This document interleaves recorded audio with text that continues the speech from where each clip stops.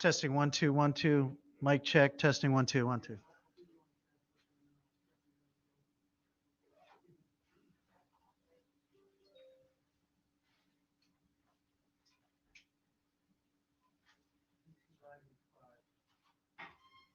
Okay, thanks, dude. Thank you very much, Jenna.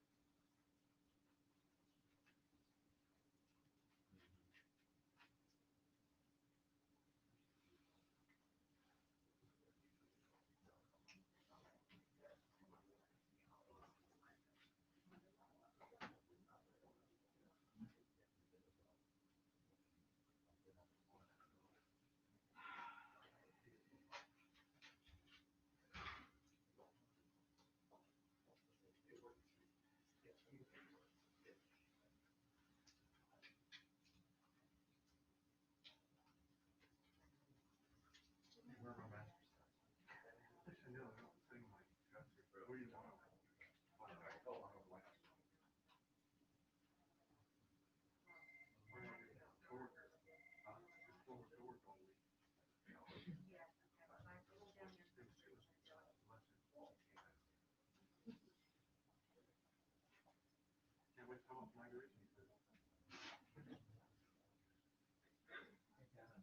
How long did it take your eyes to recover after looking in the sun for a while?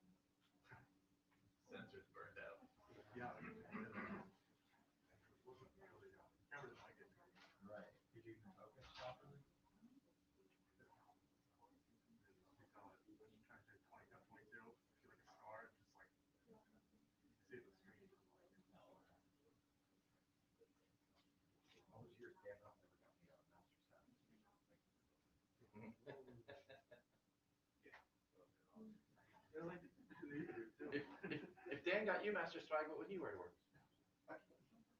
Thank you, but I wish I knew you were here. Yeah. Where you have it in your car? Oh, you got stuff for him too? Oh, yes. There you are. Friends help out friends. Thanks for the image. We just make a little room this way because the entourage is going to come out this way down this path. Thank you. We have left learn to do stand on this.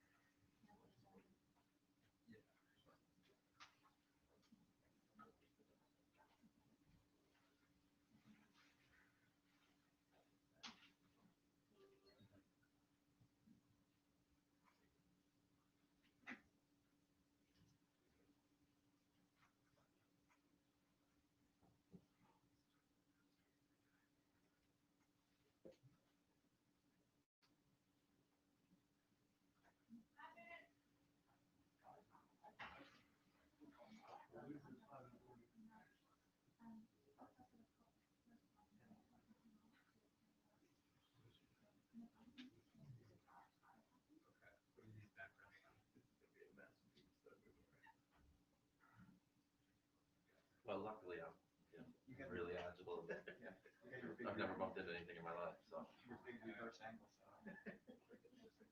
No, I'm just social distancing. No, but I don't plan on staying the whole time. I'm gonna crawl out. I figure we rotate.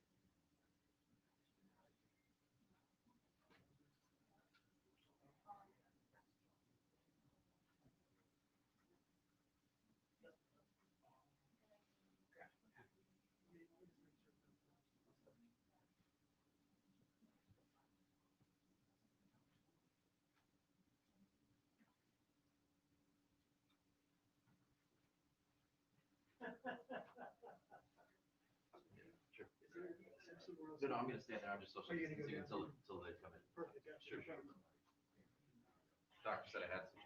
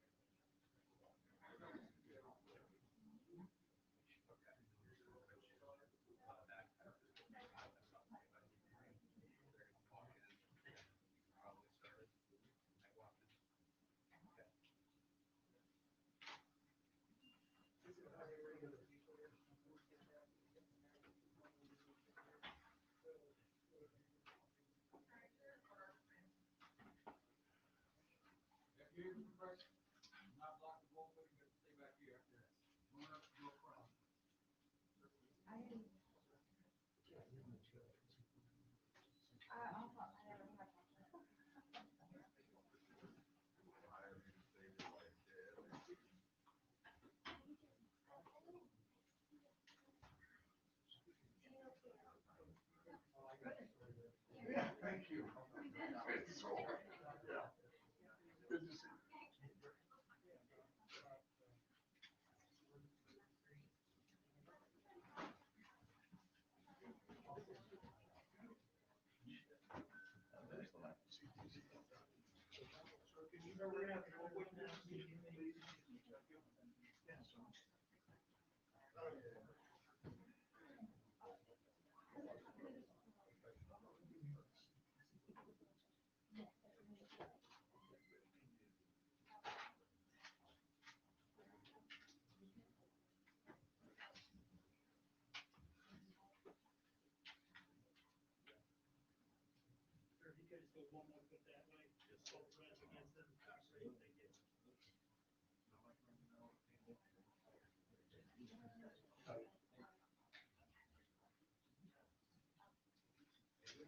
Do you have any speakers there?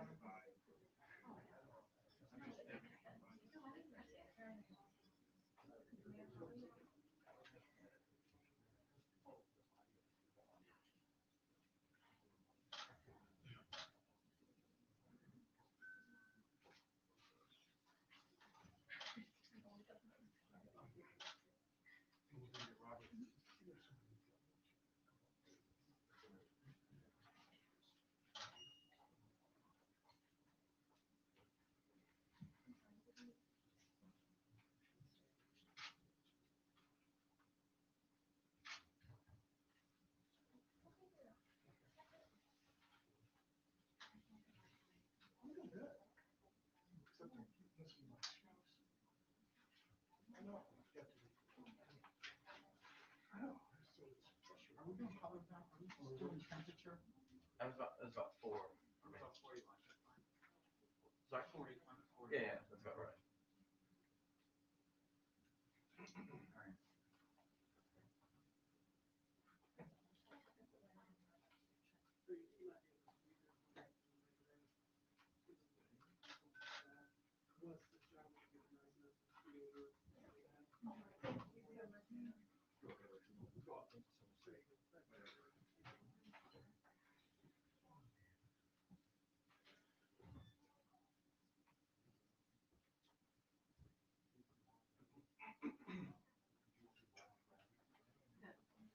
Exactly. Why does everybody have their notes? So this is for like wide, like Not right here, and That's this is for like long, like a tight head shot. Well, Yeah, it looks pretty good. I feel like a condition.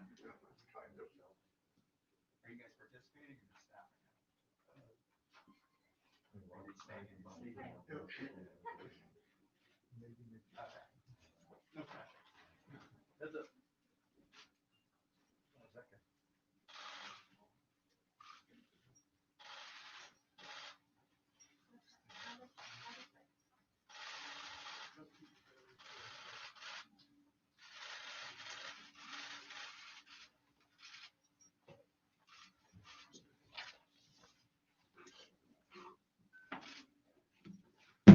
Good afternoon, and thank you very much for coming.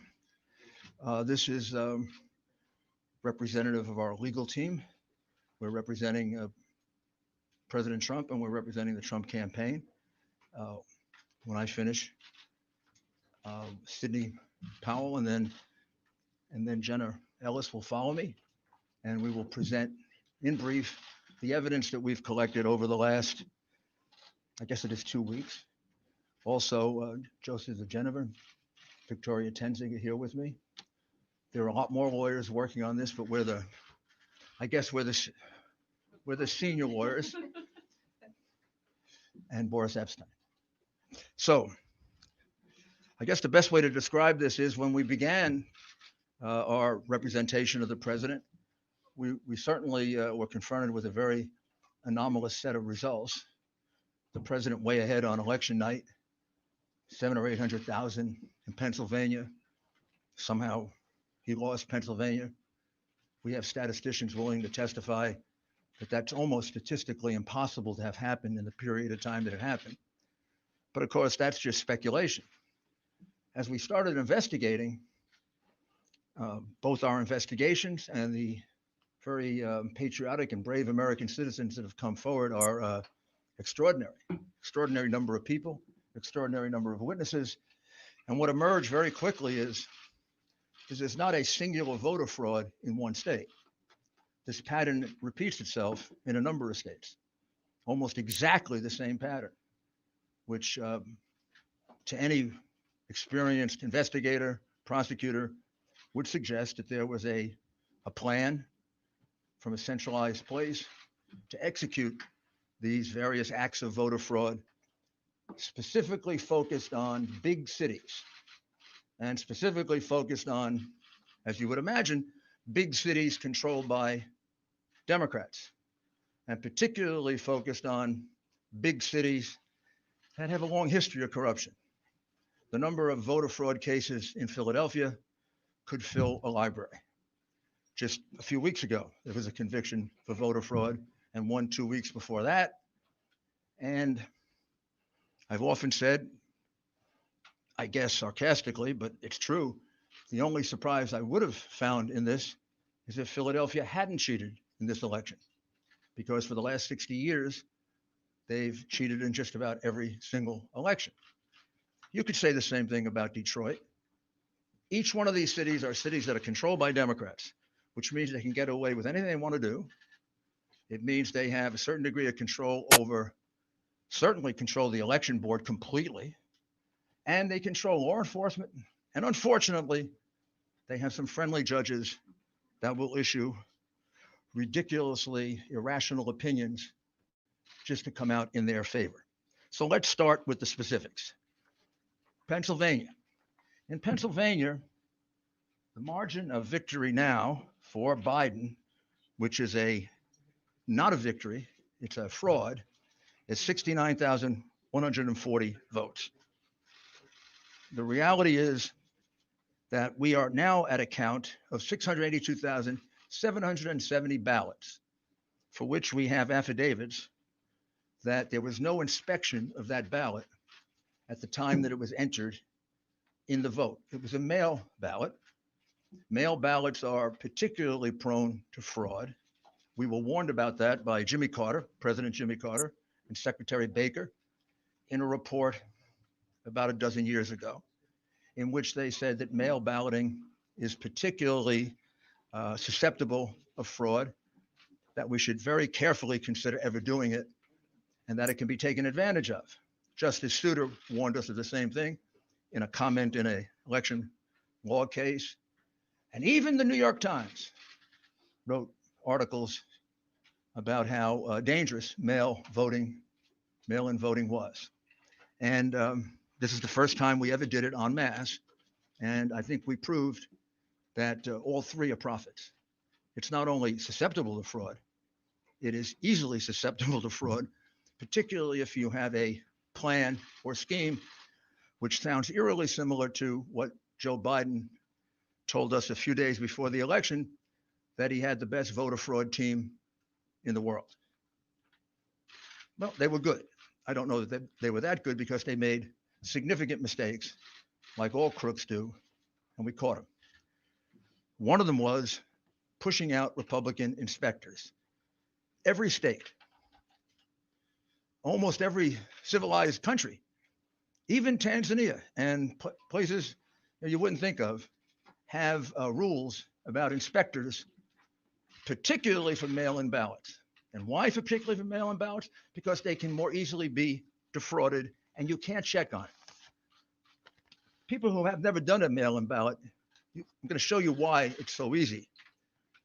Well, you fill out an envelope like this. You put usually in New York, it would be your assembly district and the precinct in which you're voting. You fill out your name and your address and you sign it. You then use an inner envelope and you put the ballot inside the inner envelope. You seal it all and you send it in. When it's being counted, almost invariably in the United States, up until the mass cheating that went on in this election, a Republican and a Democrat inspector, as well as others, if there are other parties, is allowed to watch the unsealing of this ballot. Used to go on all over America when we conducted honest elections. Because the only time you can ever find out if it's a fraudulent ballot is when it is looked at. The minute you approve this, it's thrown away, gone for eternity. The only thing left is the vote. That could have been Mickey Mouse. That could have been a dead person. That could have been not filled out properly. That could have been the same person 30 times. That could have been, and all these things have happened, by the way. That could have been nothing filled out. We never know. So, for example, the recount being done in Georgia will tell us nothing, because these fraudulent ballots will just be counted again because they wouldn't supply the signatures to match the ballots. So it means nothing to have counted these ballots because, for example, in Pennsylvania, where we have probably our most precise evidence, 682,770 of these ballots were cast, put in, and they weren't inspected, which renders them ballots that are null and void, cannot be counted, have to be removed from the vote. Why? For several reasons, not the least of which is that was basically only one of two places in the state where it was done. So in the other parts of the state, there was a legitimate inspection of the ballots. So if you have two different standards in different parts of the state, one favoring one part of the state, the other disfavoring the other part of the state, that's a classic violation of the Equal Protection Clause of the United States Constitution. Bush v. Gore being the most recent case that teaches that. That's not the only fraud that went on in Pennsylvania. All of the other frauds carried out in the other states by the Democrat bosses happened there as well. For example, if you made a mistake in that ballot and you lived in Philadelphia or in Pittsburgh, you were allowed to fix the mistake. But if you lived in what would be considered more Republican or Trump parts of the state, you were given no such right. One of our plaintiffs, Mr. Henry, cast an absentee ballot, and he failed to put it in the secure envelope inside. He just put it in open, naked. That ballot was cast aside because it was invalid, because that breaks the privacy of the vote. In Pittsburgh and in Philadelphia, if they noticed that there wasn't an inner envelope, they'd contact the voter and allow him to vote again. Or if he didn't fill it out completely, or if he made a mistake and didn't sign his full name, he was allowed to cure it. There is no such provision under the law of Pennsylvania. The Democrat Secretary of State made that up in order to maximize the votes in Philadelphia and Pittsburgh and to minimize the votes in the other parts of the state. Clearly illegal, clearly voter fraud, easily provable, hundreds of witnesses, maybe thousands. We have, to give you another example, we have 17,000 provisional ballots cast in Pittsburgh. Do you know what a provisional ballot is? Provisional ballot usually happens this way, and about 15 of the 17,000 happen this way. You walk in and you say, "I'm here to vote today." "Oh, Mr. Giuliani, you already voted." "I did? I don't remember voting." "Oh, yes, you cast an absentee ballot." "No, I didn't." "Yes, you did." "No, I didn't." "Yes, you did." So why does that happen 17,000 times in Pittsburgh? People walked in thinking actually 15,000 to be precise. Why did it happen 15,000 times that people in Pittsburgh walked in to vote and they had already voted according to the Democrat election machine. Did they forget that many people with bad memories in Pittsburgh? Or is the following correct? That as witnesses will testify, they were instructed by the Democrat bosses when they had a ballot in which there was no one registered, just assign it to somebody. Just assign it to Rudy Giuliani. So when maybe Rudy Giuliani won't show up to vote. And if he does show up to vote, we'll give him a provisional ballot. That is what we call circumstantial evidence of the fraud. The direct evidence of the fraud are the people who will testify that, in fact, that's what happened to them, as well as the 50 to 60 witnesses we have for the way they were treated and not allowed to inspect the ballots. They weren't just not allowed to do it. They were pushed. A few cases, they were assaulted. In all cases, they were put in a corral so far away. Probably the closest they got is from here to the back of that room. We could do like a, did you all watch My Cousin Vinny? You know the movie? It's one of my favorite law movies because he comes from Brooklyn. And when the nice lady who said she saw, and then he says to her, how many fingers do I got up? And she says, 3. Well, she was too far away to see it was only 2. These people were further away than my cousin Vinny was from the witness. They couldn't see a thing. Now, I don't know. You're going to tell me that 60 people are lying? They didn't just tell me this. They swore under penalty of perjury, which is something no Democrat's ever done. You don't even ask Biden about this. You don't put him under penalty of perjury. He doesn't even get asked questions about it. He doesn't get asked questions about all the evidence of the crimes that he committed. These people are under penalty of perjury. Their names are on an affidavit. They swear that they weren't allowed to carry out their function as inspectors. And it's not just a technical thing. There's a reason they did it. Why would you not allow people to carry out the function they've been allowed to do for 50 years, 60 years? Why wouldn't you allow inspections of those ballots? Because you knew you were going to use those ballots to catch Biden up. And you had a big road ahead of you. You had to catch him up for 700,000 to 800,000 votes that he was behind. And the only way you were going to do it was with the mail-in ballots. You couldn't have a Democrat and Republican inspector around.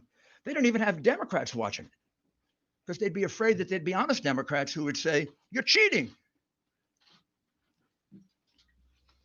So that takes us to Michigan, where there was an honest Democrat who said they were cheating. And we'll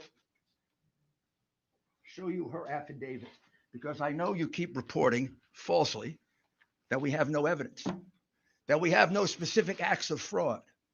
That's because the coverage of this has been almost as dishonest as the scheme itself. The American people are entitled to know this. You don't have a right to keep it from them. You don't have a right to lie about it. And you are. I mean, you don't report to them that a citizen of this country, a very fine woman, who is willing to allow me to give you her name. I can't give you all these affidavits because if I do, these people will be harassed. They'll be threatened. They may lose their job. They will lose their friends. We've lost lawyers in this case because they've been threatened. We've had lawyers that need protection. What's going on in this country is horrible. And the censorship that you're imposing is making it worse. But Jessie Jacob is an adult citizen and a resident of the state of Michigan. She's been an employee of the city of Detroit for decades. I know her age, but she can tell you her age. She was assigned to voting duties in September, and she was trained by the city of Detroit and the state of Michigan. She was basically trained to cheat. she said that I was instructed by my supervisor to adjust the mailing date of these absentee ballot packages to be dated earlier than when they were actually sent in. The supervisor made that announcement for all workers to engage in that fraudulent practice. That's not me saying that. That's this American citizen saying that under oath. I don't know. Maybe you could say she's lying, but you can't say there's no evidence. This is what we call evidence. This is direct evidence, not circumstantial. I tried many, many cases, as did all my colleagues here. You put a witness on a witness stand, witness is testifying to their own knowledge. This witness goes on the witness stand and she will say, I was told to adjust the date on the absentee ballots. I witnessed election workers and employees going over to the voting booths with voters in order to watch them vote and coach them for whom to vote. Completely illegal. She will testify to that. I don't know. Biden's people can cross-examine her, but you can't just throw it away. Gee, there's no evidence. Next time you say that, you'll be lying. Because there is evidence. This, oh, by the way, this is public. You can all get it. It's attached to the complaint in Costantino versus the city of Detroit. Then she was instructed by my supervisor not to ask for a driver's license or any photo ID when a person was trying to vote. Don't ask for identification. Why would you not ask for identification? Because you knew that a lot of people not entitled to vote were going to come in and early vote.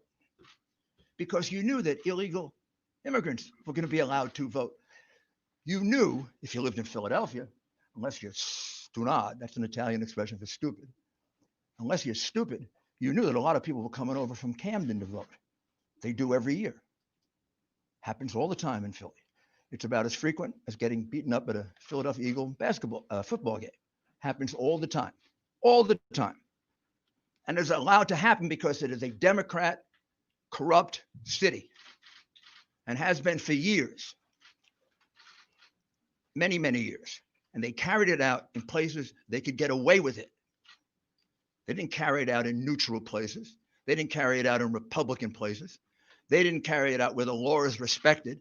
They carried it out in a corrupt city where the district attorney releases criminals en masse, which is why it has so much crime.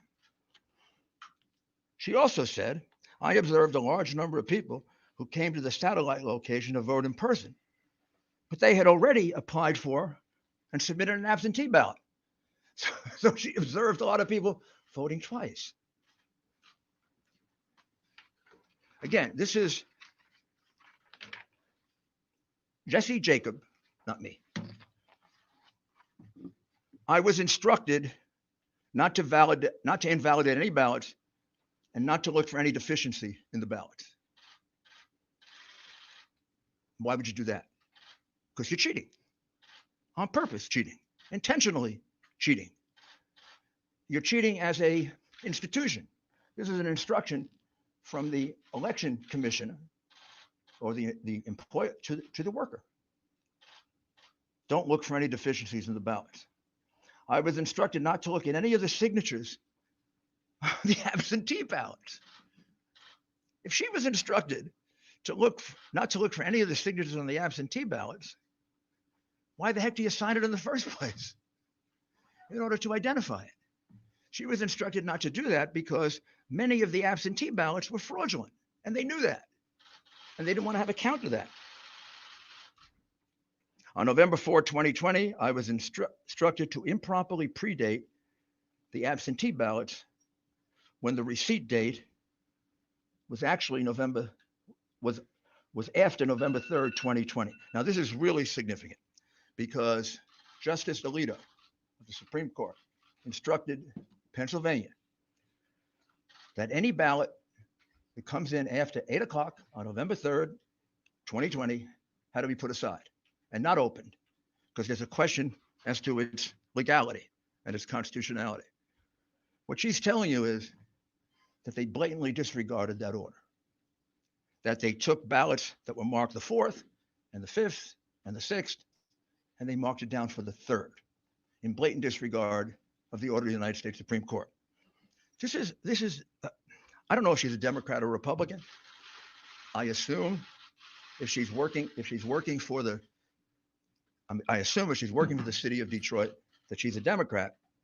I assume, but I may be wrong. She's a citizen. I've never met her, never coached her. And I'd like you to note that it's signed under penalties of perjury. We have 100 more of these. I can't show them to you because those people don't want to be harassed. They don't want to have their lives torn apart by the goons on the other side.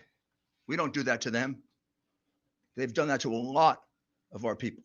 They've done it for 4 years. And it's outrageous that it's tolerated, and it's tolerated because you condone it in the press, and you don't cover it, and you don't condemn it. And it shouldn't happen to a Republican or a Democrat.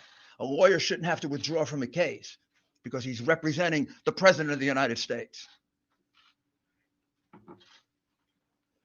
There are many more affidavits here. I'd like to read them all to you, but I don't have the time. You should have had the time and energy to go look for them. That's your job. Like it's my job to defend the president and to represent the president. It's your job to read these things and not falsely report that there's no evidence. Do you know how many affidavits we have in the Michigan case? 220 affidavits. They're not all public, but 8 of them are. 4 affiants here, those are people who give affidavits, report an incident that under any other circumstances would have been on the front page of all your newspapers if it didn't involve the hatred that you have, irrational, pathological hatred that you have for the president.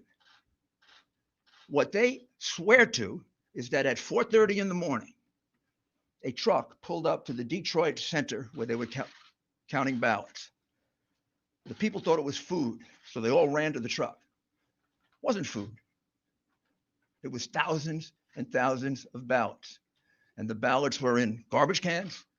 They were in paper bags. They were in cardboard boxes. And they were taken into the center. They were put on a number of tables. At that time, they thought all the Republican inspectors had left. All but 2 had. And an employee of Dominion, who we will address a little bit later, Dominion. And here's what they jointly swear to, that every ballot that they could see, everything they could hear, these were ballots for Biden. When they saw a ballot, these were ballots only for Biden, meaning there was no down ticket, just Biden. Many of them didn't have anything on the outer envelope because these ballots were produced very quickly, very swiftly, and they're estimated to be a minimum of 60,000, maximum of 100,000. Many of them were triple counted, which means they were put into the counting machine this way. Once, twice, 3 times. I didn't see that. I don't know that, but for the fact that 3 American citizens are willing to swear to it. And we're not going to let them go to court and do that. We're going to let this election go by when there are, in this case, 60 witnesses that can prove what I'm saying to you and other acts of fraud in Michigan. I mean, what's happened to this country if we're going to let that happen? What happened to this country if we're going to cover that up? We let Al Gore carry on an election dispute longer than this one has been going on for one state and for Chad's. This happened in Pennsylvania. It happened in Michigan. Michigan probably right now, if I count up the affidavits, just one case alone, Trump v. Benson, a case that we dismissed today because that case was attempting to get the Wayne County Board of Supervisors to decertify. Well, they did. They decertified. That case has 100 affidavits. And the 100 affidavits show essentially what I've talked to you about. counting ballots improperly, counting them 3 and 4 times, having people vote 3 and 4 times, changing and backdating ballots to the point of at least 300,000 illegitimate ballots that we can specifically identify. The margin in Michigan was 146,121. And these ballots were all cast basically in Detroit that Biden won 80-20. So you see a change as a result of the election in Michigan, if you take out Wayne County. So it's a very significant case. That is being raised in the case of Costantino versus the city of Detroit. Not by us, but by an individual plaintiff. We are helping and assisting in that case, however. And you can find all the affidavits that you want filed in that case.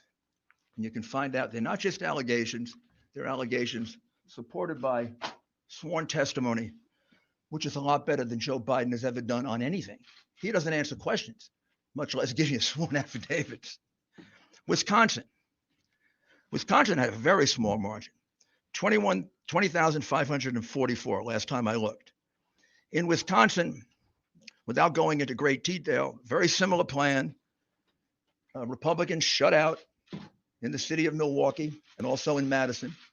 Republicans almost uniformly shut out from the absentee process, not allowed to inspect, not allowed to look at the ballots. We have in Milwaukee and in the state of Wisconsin a much stricter law. Wisconsin doesn't allow mail-in ballots. They didn't buy into the big mail-in ballot situation.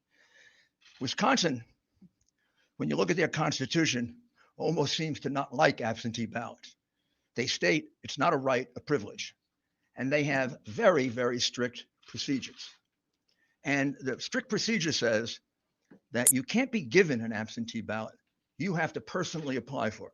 It's illegal, basically, to solicit a vote. And they have actually many reasons for it. That probably goes back to their progressive days. When I say progressive, I mean late 19th century, early 20th century progressive, when that really meant progressive, not retrogressive. So there are 60,000 ballots in Milwaukee County and 40,000 ballots in Madison that, as far as we can tell, and this is why we're auditing, because we have very good information, the numbers are going to come out about here, that don't have applications. Under the law of the state of Wisconsin, already decided, if there's no application for an absentee ballot, the absentee ballot is thrown away. This all happened in 2 places in Wisconsin. Didn't happen in northern Wisconsin. Didn't happen in Republican Wisconsin. Didn't happen in neutral Wisconsin, where there are an equal number of Republicans and Democrats. It happened in a place where the vote was 75, 80% for the Democrat. You take away any number of those, and that 20,000 lead disappears. In other words, if you count the lawful votes, Trump won Wisconsin by a good margin. Indeed, if you count the lawful votes in Pennsylvania, he won it by about 300,000 votes. Also, in the lawsuit filed in Wisconsin, which is really a petition because of their procedures, there were no inspectors provided for the count of the illegal ballots. There were numerous backdated ballots. We're just counting them now, run over into the thousands. And there were many precincts in which there was an overvote. Now, let me explain to you what an overvote is, which is something you should have explained to the American people, because it's about the clearest circumstantial evidence of massive fraud that you can have. An overvote is if 200% of the people who are registered in a district vote. Think about that. 200% of the registered voters in a district vote. What does that mean? That means somebody voted twice. That means somebody who's not entitled to vote voted, an illegal, a person from another city or state, a person who's not registered. But what it means is that those are illegitimate votes. You don't have an overvote of 200% or 300%. You don't have an overvote of 100%. Most precincts don't have 100% turnout. In fact, classically, it's considered to be an overvote if you go over 80%. Well, in Michigan and Wisconsin, we have overvotes in numerous precincts of 150%, 200%, and 300%. One of the reasons why the two Republicans did not certify in Wayne, Michigan, Wayne County, Michigan, is because the overvote was so high, monstrously high, in about 2/3 of the precincts in the city of Detroit, which means magically 2 and 3 times the number of registered voters turned out to vote. In fact, we have precincts in which 2 times the number of people who live there, including children, voted. That's absurd. The frustration of this is, what I'm describing to you is a massive fraud. It isn't a little teeny one. It isn't, 100 votes switched here or there. Georgia, we're about to file a major lawsuit in Georgia. That'll be filed probably tomorrow. I don't need to go through it. Virtually the same things I've told you before. In the city of Atlanta, Republicans were not allowed to watch the absentee mail-in ballot process. Inspections completely cast aside. And we have numerous double voters. We have numerous out-of-state voters. And we have specific evidence of intimidation and changes of vote. That'll all be in the lawsuit that comes out tomorrow. Arizona is a state that we're looking at very, very carefully. I would say we're probably going to bring a lawsuit in Arizona. More than probably. I think we are going to bring a lawsuit in Arizona. We're still collecting that evidence. And the state that we're looking at that would surprise you is we have very, very significant amount of fraud allegations in the state of New Mexico, and we have a significant number of allegations in the state of Virginia. I don't know yet whether the number in Virginia will reach the number that can turn the election. In the states that we have indicated in red, Georgia, Pennsylvania, Michigan, Wisconsin, Nevada, and Arizona, we more than double the number of votes needed to overturn the election in terms of provable illegal ballots. All you got to do to find out if I'm misleading you at all is to look at the lawsuits. Look what's alleged, look at the affidavits. Maybe we can supply more affidavits. In order to do it, I have to get permission from the people. But in the materials I have here, there are at least 10 that come from citizens. We have 1,000 at least, and we're getting more every day. And there are other aspects of this fraud that at this point, I really can't reveal. This is really enough. It's enough to overturn any election. It's disgraceful what happened. And I'll conclude by asking you to just think about this for a minute. What happened on the morning of November 3rd when they were going to count this new kind of ballot, this mail-in ballot? Did every Democrat leader in Pennsylvania and in Michigan and in Wisconsin and in Georgia and in Nevada and in Arizona, they all wake up and all separately have the same idea? Did they all separately have the idea that we're going to put Republican inspectors in pens? We're not going to let them look at mail-in or absentee ballots? They all independently come up with that. Like, just by coincidence. They say, hey, we're going to put the Republicans in pens and corrals. We're going to do it in Pittsburgh. We're going to do it in Philadelphia. We're going to do it in Detroit. We're going to do it in Milwaukee. We're going to do it in Las Vegas. We're going to do it in Phoenix. What did I miss? Oh, we're going to do it in Atlanta. Or isn't the logical conclusion that I think any jury would accept after they heard this evidence that somebody had this plan? Maybe that was always the plan, to do this very, very questionable form of voting, which has been criticized by President Carter, by Secretary Baker, by most experts on election reform. I think the logical conclusion is this is a common plan, a common scheme. It comes right directly from the Democrat Party, and it comes from the candidate. Clearly. That's the reason why Hillary Clinton said, don't concede, even if you're losing. That's the reason we had a Freudian slip by the candidate. And he said he had the best voter fraud team in the country. That's the reason why he probably didn't have to go out and campaign. He had to have known what they were going to do. This had to be planned in advance. I'm kind of checking, did they go, to the same contractor to get the corrals to put the Republicans in? And this is a disgraceful thing that was done in this country. Probably not much more disgraceful than the things these people did in office, which you didn't and don't bother to cover and you conceal from the American people.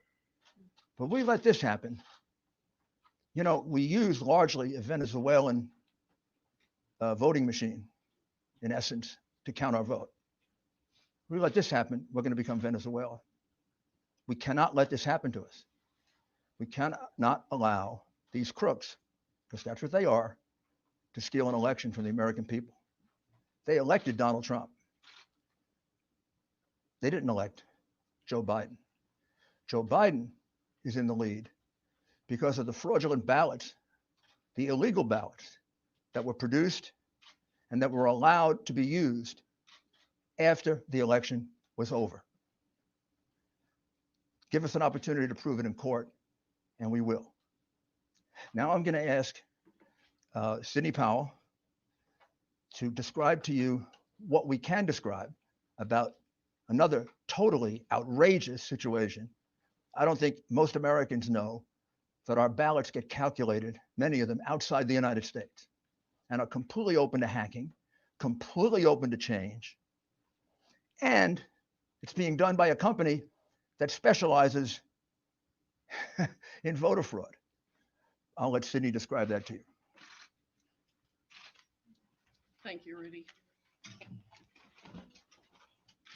What we are really dealing with here and uncovering more by the day is the massive influence of communist money through Venezuela, Cuba, and likely China in the interference with our elections here in the United States.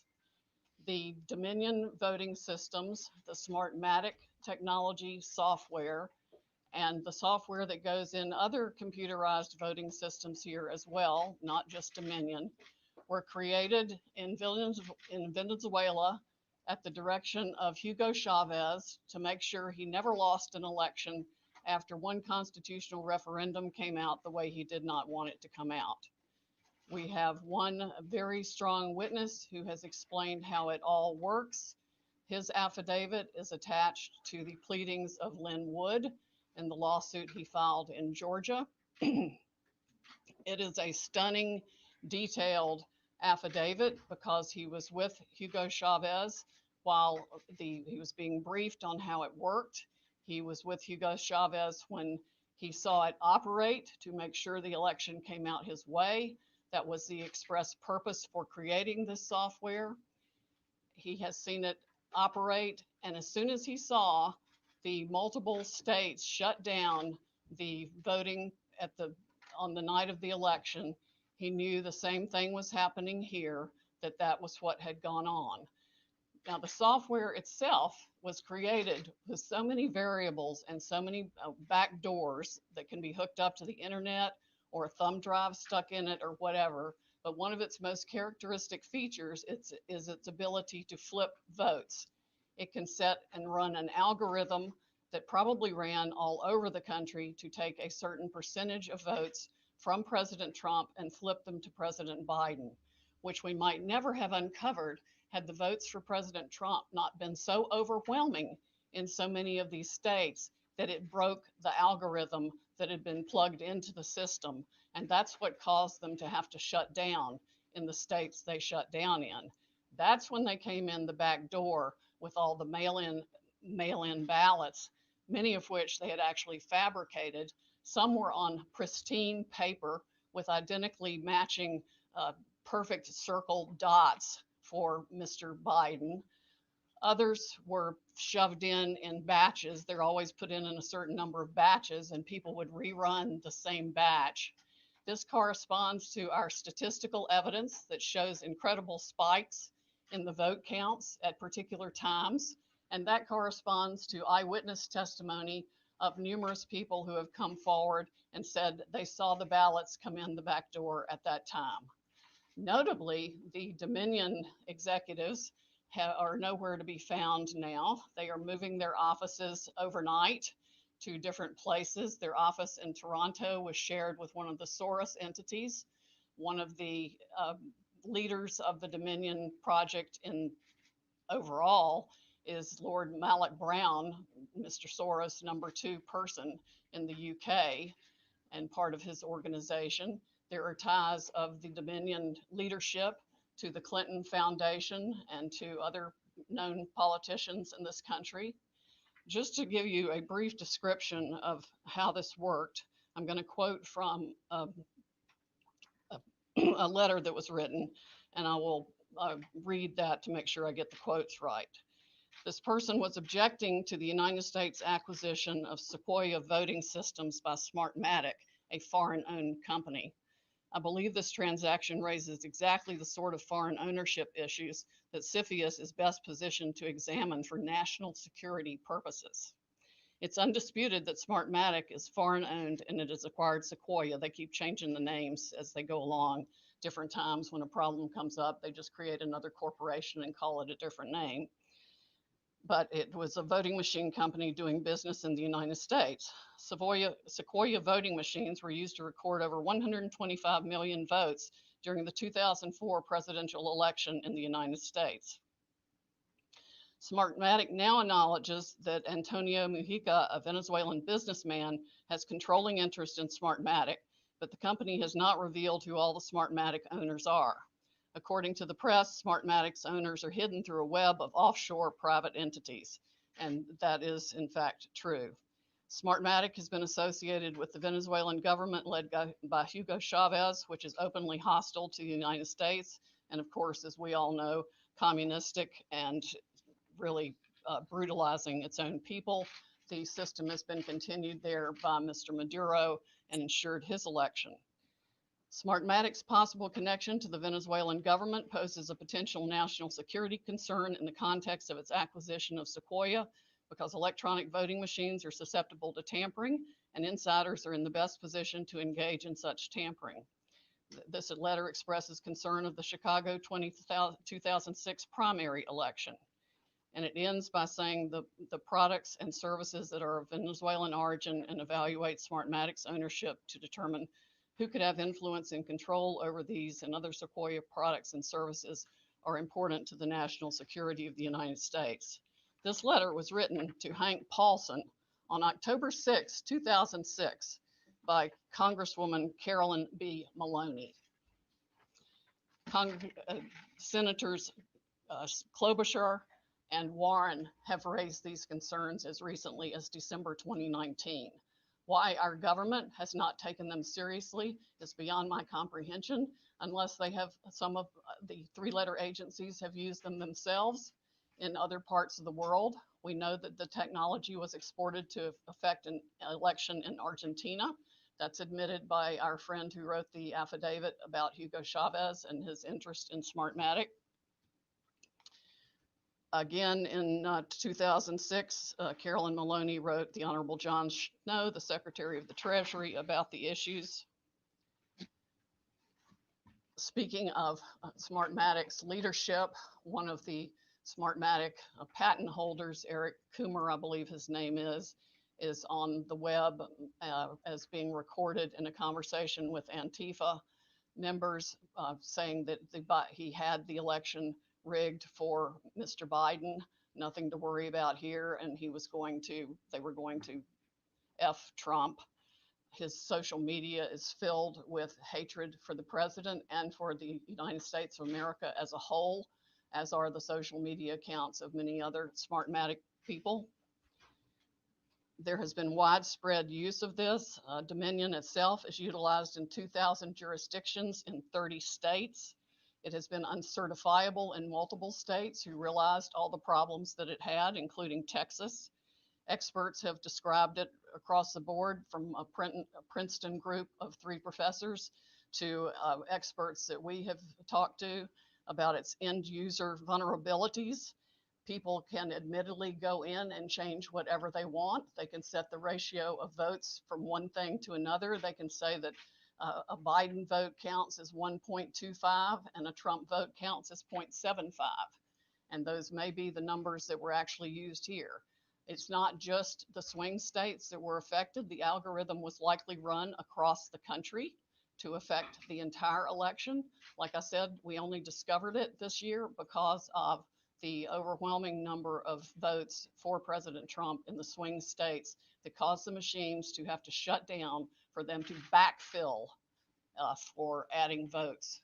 We have evidence of different numbers of votes being injected into the system, the same identical unique 6-digit number multiple times in at least 2 states that we've analyzed so far. And I'm talking about like 341,542 votes for Biden and 100,012 for Trump. There's no explanation, no logical explanation for the same numbers being injected 20 minutes apart into the machine. The software manual itself, you can download it from the internet, and I would encourage you all to read it because it specifically advertises some of these things as features of the system. Why it was ever allowed into this country is beyond my comprehension, and why nobody has dealt with it is absolutely appalling. The machines were easily accessible to hackers. There's video on the net that it will explain to you how a kid with a cell phone can hack one of these voting machines. There's been no oversight of Dominion or its software. Workers in each county were trained by Dominion, but there's no evidence of any monitoring otherwise. We have testimony of different workers admitting that they were trained how to dispose of Trump votes and add to Biden votes. The software has a feature pursuant to which you can drag and drop any number of batches of votes to the candidate of your choice or simply throw them away. So we have mathematical evidence in a number of states of massive quantities of Trump votes being trashed, just simply put in the trash like you would on your computer with any file, and Biden votes being injected. That's addition to the flipping. I mean, it really happens in 2 ways. There's an algorithm that runs that automatically flips all the votes, and then each operator has the ability to go in, override settings. They can ignore a signature. They can ignore the top line of the ballot. They can go down ballot and select who they want to change the results for. Mr. The gentleman who founded Smartmatic, there's video of him on the internet explaining that, yes, at least one occasion, he admits they changed 1 million votes with no problem. Many of the jurisdictions that have had this problem might not have known of the issues, but many did. And I think a full-scale criminal investigation needs to be undertaken immediately by the Department of Justice and by every state's equivalent Attorney General's office or state investigatory unit, because there's evidence of different benefits being provided to the people who spent $100 million of taxpayer money at the last minute for their state to get the Dominion voting systems put in time for this election in different ways. There's one person that a lawyer told me got, quote, election insurance, meaning that he would be able to make sure he was elected. I'm sure they explained that feature in detail to many people who expressed interest in putting this voting system in. Texas denied certification of the Dominion system in 2019, but there are no doubt issues with the software that Texas did use, unbeknownst to Texas, I would imagine, since they went to great trouble to examine the Dominion systems and reject them. But other software, in the source code that does the alterations is embedded, we have been told, in the source code all across the country and all the voting machines. There's no doubt it has been used to alter elections in other countries. We know specifically that Venezuela exported it for that purpose to Argentina and other Latin American companies to make sure that the corrupt rulers who were willing to pay the highest price for being in office were allowed to rig their elections. This is stunning, heartbreaking, infuriating, and the most unpatriotic acts I can even imagine for people in this country to have participated in any way, shape, or form. And I want the American public to know right now that we will not be intimidated. American patriots are fed up with the corruption from the local level to the highest level of our government, and we are going to take this country back. We are not going to be intimidated. We are not going to back down. We are going to clean this mess up now. President Trump won by a landslide. We are going to prove it, and we are going to reclaim the United States of America for the people who vote for freedom. How come you're not suing in the Wisconsin counties that use this? Why are you only doing a recount? And excuse me, that we're not out to the questions at this point. So excuse me, we're not at the questions at this point. My name is Jenna Ellis, and I'm the senior legal advisor to the Trump campaign. And I'd like to just explain now where we've been and where we're at and what you can expect from this process. So what you have heard, I'm sure, in the fake newspapers tomorrow will be one of two things. Either there was not sufficient evidence that we've presented, or we spoke too long. Okay, so what you've heard now is basically an opening statement. This is what you can expect to see when we get to court to actually have a full trial on the merits, to actually show this evidence in court and prove our case. This is not a Law and Order episode where everything is neatly wrapped up in 60 minutes. For those of you who are here in this room or have maybe tuned out in other networks, clearly you've never been court reporters. Trials take time. Putting on evidence takes time. This is basically an opening statement so the American people can understand what the networks have been hiding and what they refuse to cover, because all of your fake news headlines are dancing around the merits of this case and are trying to delegitimize what we are doing here. Let me be very clear that our objective is to make sure to preserve and protect election integrity. President Trump has been saying from day one that this is about maintaining free and fair elections in this country. It is not about overturning an outcome. It is about making sure that election integrity is preserved, and every American should want that. If every American is not on board with that, you have to ask yourself why. And if your fake news network is not covering this or allowing you to cover it fairly and accurately, you should ask yourself why. This is absolutely a legitimate legal basis. We have been asked to provide an entire case that generally would take years in civil litigation. I've been a prosecutor. I have tried cases with far simpler facts. One thing happened in a matter of minutes, and it still takes days. And we go through a jury process. This is the court of public opinion right now. We are not trying our case in the court of public opinion, because if we were, we would get unbiased jurors. I would strike 99% of you from the jury, and I would be allowed to because of the fake news coverage you provide. You are not unbiased jurors. And until you step out of your role as a journalist and actually go into a courtroom and you are a judge on a bench that has sworn an oath to be unbiased in our separation of powers, then your opinion does not matter. The facts matter, the truth matters. And if you are fair reporters, you will cover that fairly and appropriately, and you will allow coverage of our media team here and our legal team. That is absolutely shocking that all you cover are around the margins. And I've seen all of you taking pictures right now, and I can anticipate what your headlines are going to be. If you are not willing to talk about the evidence that has been presented, then that is absolutely unacceptable for journalistic standards. This is an opening statement. This is something where we have told you what the evidence will show, and we have given you a brief description. That happens in a courtroom all the time, where that's not the fact-finding process. That is just an overview. That is what we have given you today, because the American people deserve to know what we have uncovered in the last couple of weeks. Remember, this is such a short time frame. And this is an elite strike force team that is working on behalf of the president and the campaign to make sure that our Constitution is protected. We are a nation of rules, not a nation of rulers. There is not someone that just gets to pick who the next president is outside the will of the American people. And that is our task, because when we talk about voter fraud, it's actually election official fraud. That cannot stand. The Constitution requires that the state legislatures are the ones that make election law. It still has to go by the US Constitution. But what has happened in this case is that state and local level officials, and all the way up, have changed the rules. That's what the Democrats do. If they don't like the rules, they change them. And they change them at the last minute. They manipulate them. They want to tear down our American system.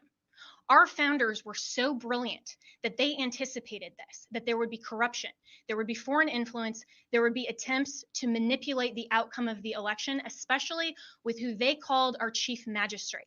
I would encourage all of you to go home and actually read Alexander Hamilton's Federalist 68 and see what he described as an advocacy position to adopt and ratify the Electoral College and the process by which we select our president. We select our president through the Electoral College not because it disenfranchises voters, but because it is a security mechanism for exactly the type of corruption that we are uncovering. And every American should be grateful and thankful that our founders had the foresight to put in those protections and provisions to make sure that your legitimate legal vote is not disenfranchised. That is what we are advocating for. We want to make sure to protect election integrity.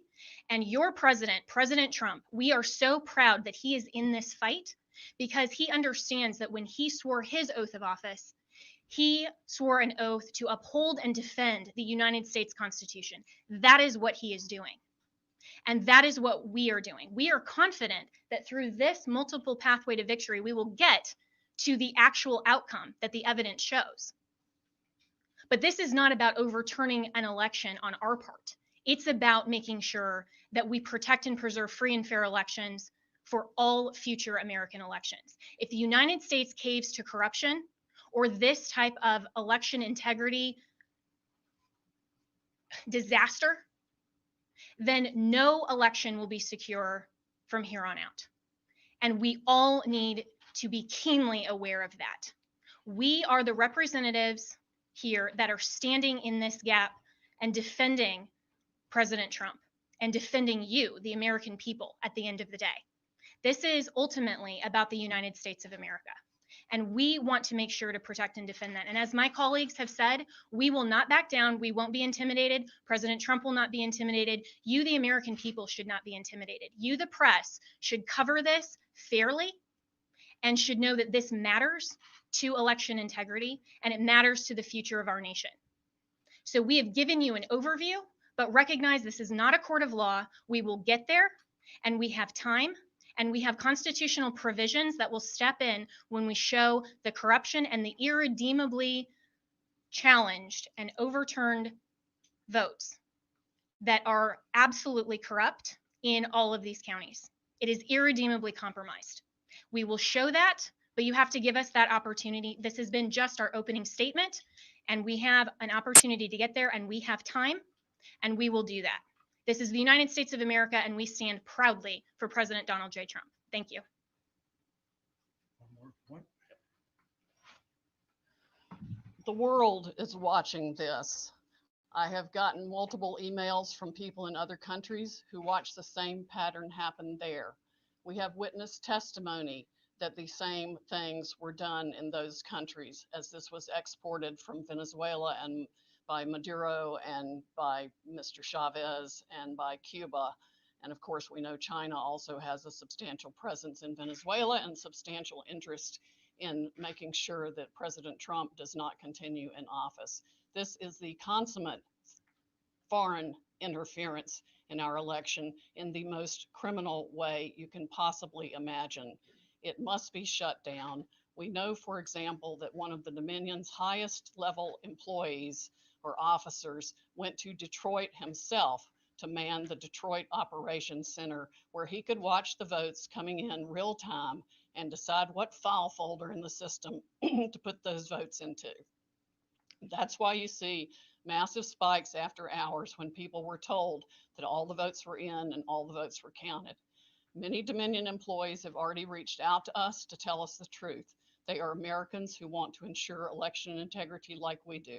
I would encourage every Dominion or Smartmatic employee who is fed up with the corruption in this country to come forward as soon as possible, because these are serious federal offenses that I am confident the Department of Justice will be in pursuit of in very short order if they are not already. All right, a few questions? Yeah, Mayor Giuliani, this sort of reminds of 30 years ago, they had federal judges doing consent decrees over elections. So you had a federal judge overseeing the election. This is old Chicago days. Will you be asking that in Georgia, where you have two Senate races that have the U.S. District Court judges and federal authorities monitoring elections? I can't say what's going to be done In about, Montgomery County, we have sort of a Operation Gray I'm Lord. sorry, in what county? Montgomery County, Pennsylvania, Yes. next to Atlanta, there's sort of an Operation Gray Lord Mhm. going on. I don't know if you were Yep. informed of that. I know about it. I really can't give you an opinion on that. I think obviously every election official should learn something from this and be very, very careful with the next election. I know this is a lot of information that we've given you, probably because we're frustrated with what we keep reading and hearing in the censored press, which is that we have no evidence, we have no specifics, we have no backup for what we're saying, and you largely ignore the affidavits that are filed. Whether you agree or disagree with an affidavit, it's evidence. You can't say, I mean, you're just lying to the American people when you say there's no evidence. Sydney was giving you information that come from affidavits from other people that are given under oath. I was explaining things to you from affidavits that come from other people, American citizens, who swear under oath that they saw 100,000 ballots come in and that they were all for Joe Biden. And that I should point out, now that Sydney has spoken, that those happened just around the time that the Dominion or Smartmatic people called a halt to the election. And then you can also trace it with a very big spike in the vote count at exactly that time. Right up. So what we're telling you is supported by evidence. And we're going to have to present these because of the procedures that exist according to the different voting laws of the different states. For example, you asked us about Wisconsin. We have to first create a contest in Wisconsin before we can move to bringing a fulsome federal lawsuit. The contest, from everything I can see, is going to overturn the vote because it's going to show somewhere around 100,000 illegal ballots in 2 counties that Biden carried by 75, 80%. And you know how close Wisconsin is. And what I'm talking about is the absentee ballots for which there were no applications. And that's not just a small matter. The reason for the application and the reason to keep all these things together is precisely to avoid what the Democrats did in this election, which is to misuse the absentee ballot process and the mail-in ballot process in order to cheat. So they really cheated in 2 respects. They cheated with the machines. Instead of asking me, are we going to bring a lawsuit in Wisconsin, which we will if we have to, you should have asked me, and you should be more astounded by the fact that our votes are counted in Germany and in Spain by a company owned by affiliates of Chavez and Maduro. Did you ever believe that was true? Did any of you here believe that that was possible? Of course it's not. Of course it shouldn't be possible. I don't know if we're going to have time to develop all that in time to fill the requirements of all these cases. We have enough evidence without that to overturn this election. We have it from the affidavits of American citizens. But that's a matter of national security that we're talking about now. Very, very serious matter of national security. Please don't make light of it. And don't act like you knew it. Don't act like it isn't a surprise. If that's not a headline tomorrow, then you don't know what a headline is. There isn't a single person in this country that would have believed that we have states that are stupid enough to have our vote sent out of this country. You couldn't possibly believe that the company counting our vote with control over our vote is owned by two Venezuelans who were allies of Chavez, are present allies of Maduro, with a company whose chairman is a close associate and business partner of George Soros, the biggest donor to the Democrat Party, the biggest donor to Antifa, and the biggest donor to Black Lives Matter. My goodness, what do we have to do to get you to give our people the truth? Yes. Thank you, Giuliani. My name is Liz Willis with RSCN. Some on this legal team have mentioned before that people close to the Trump campaign are pressuring them to drop the investigation into Dominion. Can you go further into detail and tell us specifically who those people are? Also, if it's possible, can you tell us if they work with some of our powerful defense groups in the United States, such as the CIA? The last part was, do they work With defense groups. with defense groups and the CIA? First, I'm in charge of this investigation with Sydney and the people that you see here. There's been no pressure to stop investigating Dominion. No one's In fact, there's pressuring y'all to stop. no, there's pressure to go as fast as we can. I mean, I think there was uniform shock when we first heard it. I think when I first heard it, I didn't believe it until Sydney showed me the documents. And in fact, I feel kind of stupid, and you all should, because all you had to do is go online and find out that Smartmatic is owned by Venezuelans close to Chavez. You can Google it. Well, unless they take it down. I preserved it, so you can find it. Not, and by the way, the Coomer character, who is close to Antifa, took off all of his social media. But we kept it. We've got it. The man is a vicious, vicious man. He wrote horrible things about the president. He is completely biased. He's completely warped. And he specifically says that they're going to fix this election. I don't know what you need to wake you up to do your job and inform the American people, whether you like it or not, of the things they need to know. This is real. It is not made up. There's nobody here that engages in fantasies. I've tried 100 cases. I prosecuted some of the most dangerous criminals in the world. I know crimes. I can smell them. You don't have to smell this one. I can prove it to you 18 different ways. I can prove to you that he won Pennsylvania by 300,000 votes. I can prove to you that he won Michigan by probably 50,000 votes. When I went to bed on election night, he was ahead in all those states, every single one of those states. How is it they all turned around? Every single one of them turned around? Or is it more consistent that there was a plan to turn them around? And since there are witnesses who say there was a plan to turn them around, and it kind of begs credulity to say that it all happened in every single state, my goodness, this is how you win cases in a courtroom. Is it your goal here to pressure officials and lawmakers in these battleground states to block or delay certification so the GOP can pick their own electors? Is that the end game here? Our goal here is to go around the iron curtain of censorship. That what publication are you with? It's to go around the outrageous iron curtain of censorship and get facts to the American people that if you were a fair and honest network, you'd have been reporting for the last 2 weeks. These are facts. These are things that actually happened. These people really wrote these affidavits. These affidavits are really part of the public record.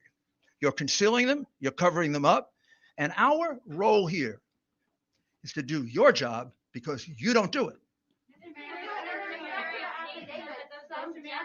Chanel? Mr. Mayor, thank you, and to Ms. Howell as well. Where is our FBI?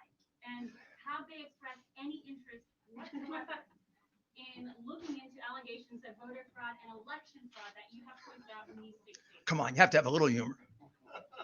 We have witnesses who have actually reported. Where things are to you, the FBI? And nothing's happened as a result of it. I don't know where the FBI has been for the last 3 years. I have no idea where the FBI has been for the last 4 years. Explain to me how the FBI concealed a memo in the hand of Brennan to Obama saying that Hillary basically made up the Russian collusion plot. They withheld that for 4 years and cost our country $40 million and 2 impeachment, one attempted, one actual, and then an acquittal proceeding. I don't know where they've been. I don't know where they were on the hard drive. They got it 10 months ago. There are clear crimes revealed on it. Didn't do anything with that. I don't know where they are now. Our country has had its ballots counted, calculated, and manipulated in a foreign country with a company controlled by friends of an enemy of the United States. What do we have to do to get the FBI to wake up? Maybe we need a new agency to protect us. I have no idea. If I may speak for just a minute, in terms of the level of corruption we are looking at here, we have no idea how many Republican or Democratic candidates in any state across the country paid to have the system rigged to work for them. These people didn't do this just to take control. They make one heck of a lot of money off of it. Think about the global interests behind your own news organizations. Think about the pressure being brought to bear from the social media companies to shut down free speech on any challenge to the election. This is a massive, well-funded, coordinated effort to deprive we the people of the United States of our most fundamental right under the Constitution to preserve this republic that we all cherish. It is of the greatest concern. It is the 1775 of our generation and beyond. Sydney, Yes. speaking of our votes being held and processed, tabulated overseas, there's reports that there was a piece of hardware, possibly a server picked up in Germany. Is that true, and is it related to this? That is true. It is somehow related to this, but I do not know whether good guys got it or bad guys got So it. we don't know who picked it up. Why are Cindy, you, I have a why are you question not on Cindy, requesting a this is, recount in Wisconsin or the counties that use Dominion systems? I can only hear one person at the time. I'm gonna take the one with the hands raised. I'm with Just the News. Yes. So question for you, Sydney.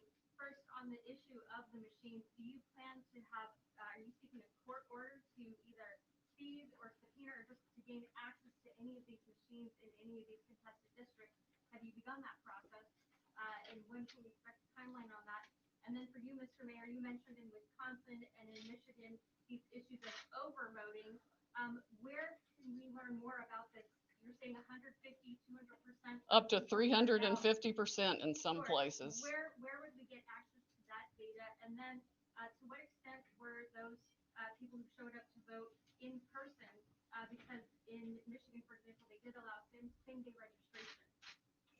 Yes, well, the same day registration causes problems with the vote signature and the registration itself. That's a whole different system that makes it impossible really to validate the signature. I mean, one person could sign the same name.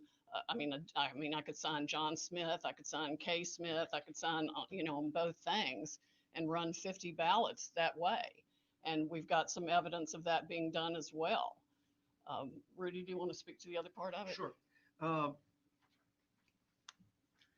We have now 3 overvote analyses done. One for Pennsylvania, one for Michigan, and one for Wisconsin. We're in the process, Georgia. We're in the process of doing the others. I'll check to see if it's appropriate for us to make it public. Well, I imagine it is, but you could actually do it. yeah. You could do it yourself. A lot of the analysis comes from the real-time data that came through to the news medias the night and following the election, and some entrepreneurs out there have started crunching data themselves in addition to multiple experts who could easily recognize with the mathematical brain that I do not have, the beyond explicable deviations to the point of mathematical impossibility that 186,000 votes come in at once, all for Joe Biden. That's like flipping a coin 186,000 times and it lands on heads every time. That does not happen.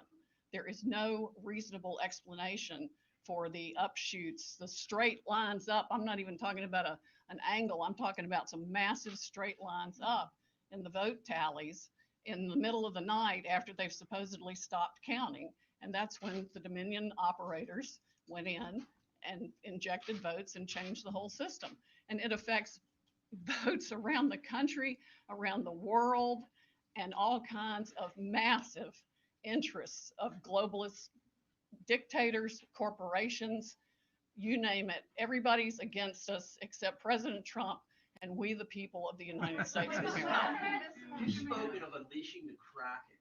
Is the country ready for this? I mean, Americans should be astonished at what you're saying here today. Is the country on the verge of an electoral breakdown? We've already had it. We have already had that electoral breakdown. But the Constitution, as Jenna explains, has provisions in it for how you fix this. And there should never be another election conducted in this country. I don't care if it's for local dog catcher using a Dominion machine and Smartmatic software. We've got to have an American company that uses paper ballots that we can all verify so every one of us can see that our vote is our vote. Why are you not requesting recounts in Wisconsin counties that use Dominion software? You're requesting recounts in 2 counties that don't use the software at all. Because this case is not only about, remember, this case didn't begin with Dominion. This case began, and this case can be proven the old-fashioned way. It can be proven based on just good old-fashioned democratic tactics that go back to Mayor Daley in the 1960s, when he held the vote back in Chicago so that he could elect John F. Kennedy. Or as recently as last year, when they held the vote back in Palm Beach County and Broward County in order to see if they could steal that election for the Senate and governor, and then got caught manufacturing ballots. Democrats have been doing this for years on a small scale. When they passed the mail-in voter statute, which all of a sudden multiplied by 10 times the number of mail-in votes, they realized they could have a field day. They could do precisely what Jimmy Carter and Secretary Baker warned us about. All you have to do is own an election board, and you can get away with it. And unlike what Sydney is talking about, where you could have a paper trail, a paper ballot, I tried to point out to you, the minute that you separate the outer envelope from the ballot, you can no longer trace it, which is why the count, whatever the count in Georgia today is, it's totally ridiculous. They're counting the same fraudulent ballots one more time. And we're still very close. Mr. Mayor, so far, no single court has found evidence of fraud. That's got to be disappointing for you and the president. How would you describe his mood at the moment? And do you and him still genuinely believe you could overturn this election, or is it about something bigger for you? Well, it is about something. Let's go from the big picture to the smaller picture. The most important thing here is that this has been a massive attack on the integrity of the voting system in the greatest democracy on earth. The people who did this have committed one of the worst crimes that I've ever seen or observed. One of the things we're the most proud of in this country is that we've been such a long-standing democracy based on the right to vote. They have trashed the right to vote. They've dishonored the right to vote. They've destroyed the right to vote in their greed for power and money. And there's no doubt about it. This was not an individual idea of 10 or 12 Democrat bosses. This is a plan. You would have to be a fool not to realize that. They do the same thing in exactly the same way in 10 big Democrat-controlled, in most cases, crooked city. And when I say crooked city, go look at how many of their officials have gone to jail in the last 20 or 30 or 40 or 50 or 60 years that they have dominated and destroyed those cities. They picked the places where they could get away with it. They picked the places where whether or not Republicans testified to something, judges would just dismiss it because judges are appointed politically. And too many of them are hacks. They pick places where they could get a sheriff that refused to enforce a court order. When we got a court order that we could be 10 feet closer, our representatives were told, if you try to do it, I'll arrest you. You're painting a portrait of a national conspiracy, suggesting that Joe Biden was actually part of that. Part one, it began as a national conspiracy. Clearly, that evidence emerged very, very quickly. The minute I saw that it was the same thing in 10 states, just using logic, I said, this can't be an accident. And then what I was surprised about is the dimension of it. I mean, not inspecting almost 700,000 ballots is astounding. Are you suggesting that Joe Biden was part of that conspiracy? I just wonder what your evidence is. Honestly, I don't know what Joe Biden is aware of or not aware of. And I mean that as a lawyer, not trying to be cute. I've watched him, I've observed him. I honestly don't know how much he's aware. I don't know how much he decides and how much things are decided for him. So Let me address one other thing to your question about the process. Your question is fundamentally flawed when you're asking where is the evidence. You clearly don't understand the legal process. What we have asked for in the court is to not have the certification of false results. And so to say, hold on a minute, we have evidence that we will present to the court. We haven't had the opportunity yet to present that to the court. We're giving you an overview and a preview of what we've discovered, but no court yet we've had that opportunity. So when we have we have fraud allegations pending. So what we've asked for are temporary restraining orders or injunctions to not certify false results. We're very happy that Michigan, the reason we dismissed that lawsuit today is because the Michigan county in Wayne County, they're not going to certify that because 71% of counties have inconsistent data. No person in this room or in this country should want states to rush through and coronate a president with false results. We have to make sure that the results are accurate. That's what we will prove. Two more questions. The Secretary of State says that can't actually happen, that those votes can't be rescinded, and that the certification in Michigan currently stands. Secretary of State where? In Michigan. Yeah, well, there are problems in Michigan. Follow the money. Follow the political party, man. I mean, you're actually seriously going to want me to take seriously the Secretary of State of Michigan? When the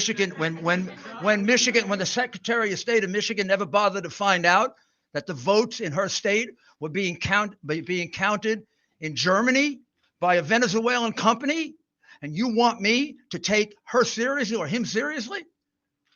I mean, I was in government.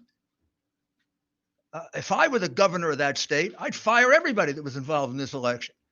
They didn't come and tell me that my state was going to be embarrassed, made a fool of, because I'm sending my votes of people in Michigan over to Germany to be counted by a company that is owned by people who are allies of Maduro and Chavez. By the way, Carolyn Maloney, who wrote that, is my congresswoman. A Democrat pointed that out. They didn't do the darndest bit of due diligence. If you bought a $10 million company, you would have done more due diligence than that. Maybe they're incompetent, or maybe they didn't want to know. But you're not going to have me take seriously anything that comes from anyone involved in the election the way it was conducted in Michigan. But you guys are saying that those votes have been rescinded. They haven't. The Secretary of State there says that they can't be. The Secretary of State can say whatever she wants to say. Of course she's going to say that. She's a Democrat. She could also credit the affidavits of the two people and say that the board is tied and therefore the vote hasn't been certified. So because she's a Democrat, she's saying that. Do you think she has any credibility, having run the kind of election they ran in Michigan? You think anyone in that government has credibility after using a machine and fooling their citizens? There can't be a person in Michigan who thought their vote was being sent outside the United States so somebody could play with it. I mean, it's disgraceful what the government of Michigan did to its citizens. Absolutely disgraceful. Mr. Mayor? Last question. Mr. Mayor, you have alleged, Just to go back to the servers, are you going to be able to get your hands on sorry, the voting machines or the servers, and are you going to be able to see what, when we are having? We're not, we are limited in what we can do. We're not the FBI. We're not the government. We don't have that kind of subpoena power. We don't have the power to just go subpoena anything we want. The government does. We would have to subpoena it in line with a case. Our first case, we're asking for that authority in Pennsylvania and in Michigan. But you have to get that authority from the court. We're private citizens. We're not the government. If I were the government, like I used to be, there'd probably be a lot of people arrested by now. Because there's plenty of probable cause. Plenty of probable cause. Thank you, everybody. No. I have one. We'll take, You alleged that Donald Trump has won by a landslide. We've seen that a lot of your lawsuits and in fact lawyers have been kind of dropping like flies. What do you say to those people who call this a Russiagate 2.0 just on the other side? Why didn't this, and also why didn't this happen in 2016? what fake network do you come from? I don't come from a fake network. In fact, I am completely independent, have no one above my head. Oh my goodness. Well, first of all, our cases haven't been dismissed. We only have. Over 20, Look at the plaintiffs who were involved in this. It's not our case, ma'am. many lawyers. Don't lie to people. I'm saying, what do you say to Ma'am, you are lying. I think that we You're should lying.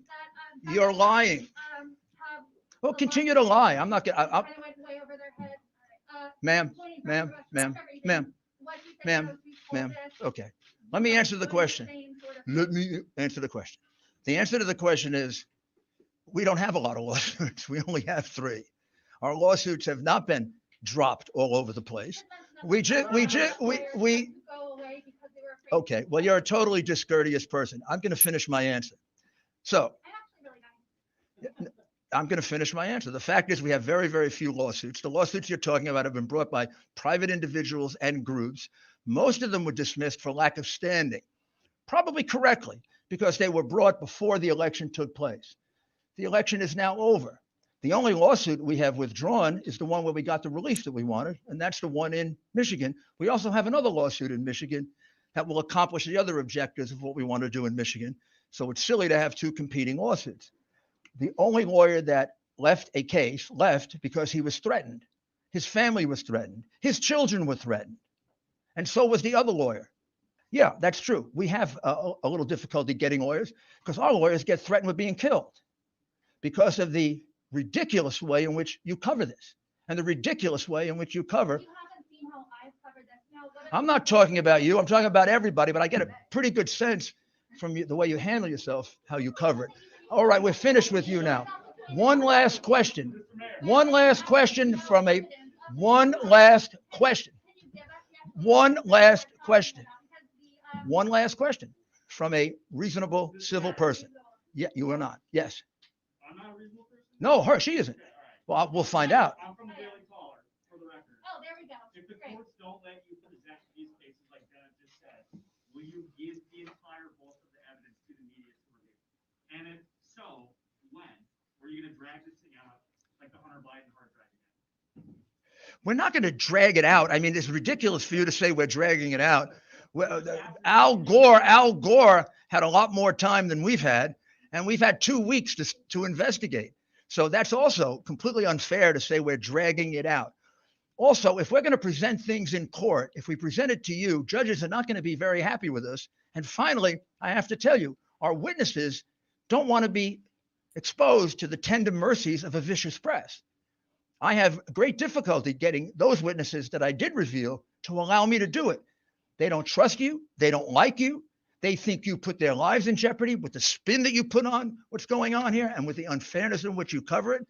It's not easy to reveal the things that they tell me. So the answer is no. The answer is I can't do it because I can't put a witness's life in jeopardy or a person who thinks their life in jeopardy. This woman tells me we have lawyers dropping out of the case.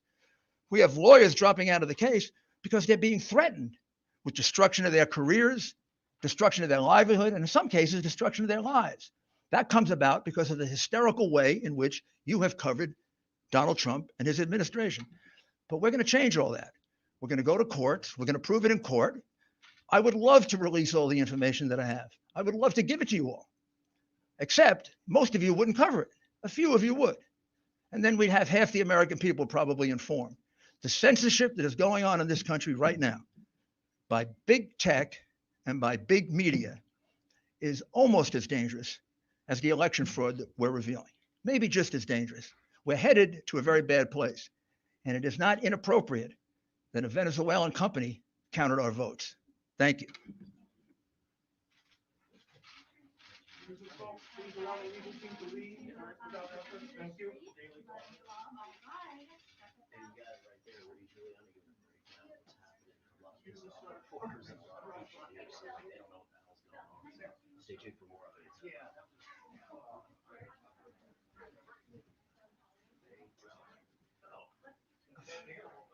What do you want to do?